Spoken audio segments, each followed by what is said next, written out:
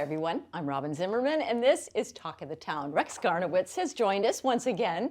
He is with the Coastal Discovery Museum. He's actually the president and the CEO, as you said, the king of the without a snake this time, yes, without any creepy like crawly nothing in my creatures. hands. No animals today.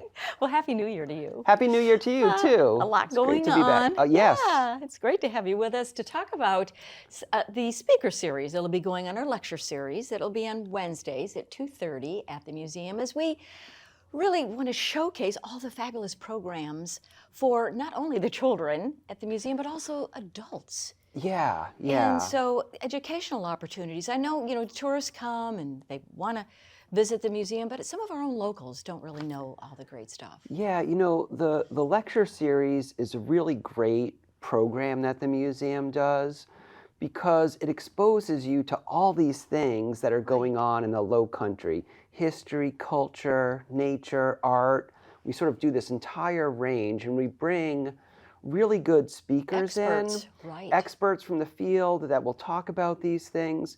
But it's more than just that. When I sit in on these lectures, people in the audience share their stories of their personal experiences, and there's this back and forth with an expert, and it's really a community building thing. It connects you and gives you things to talk about when you're out on the town. So it's not, even though we're calling it a lecture series, it's really very interactive.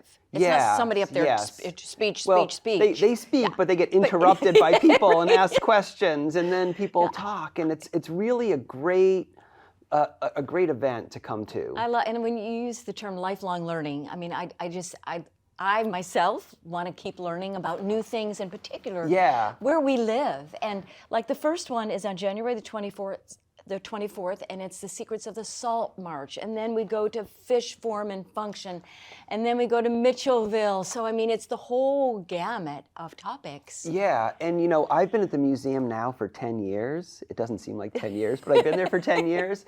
And I go to these lectures, and I still learn new things that I can then talk to people about. And these topics, you might not think that the salt marsh is fascinating, or maybe you never thought about why fish look the way they do.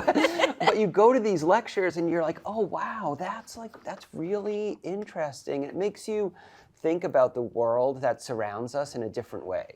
And so actually looking at the fish form, that's interesting.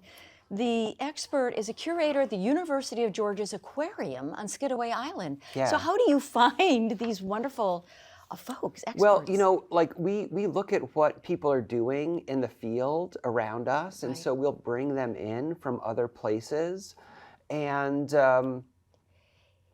we like to mix it up. And so we'll do some animal ones, we'll do some history ones.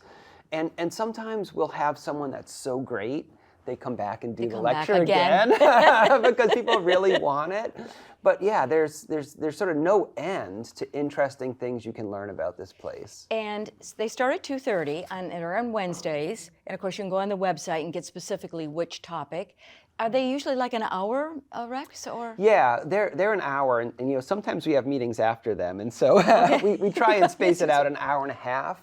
It depends on the subject. Sometimes there's a lot of discussion at the after it, and so we try and keep the lecture part of it to 45 minutes so that it's real, focused, and then there's time for discussion afterwards. So February 21.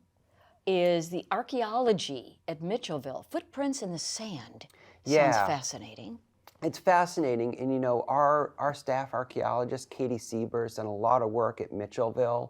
But the interesting thing to me about these sites, Mitchellville and then also the slave cabins at the museum, they were not very substantial structures when they were built, and they were wood raised on piers, and so some of that doesn't leave remains in the soil other than changes in the size of the grains of sand. And so there's this remote sensing equipment that will go over the surface, and it will actually find the outlines where rain dripped off the roof of these houses and created a signature in the soil. And so the scientific technology of looking at these sites is much different than a lot of people think about archaeology. They think it's all digging.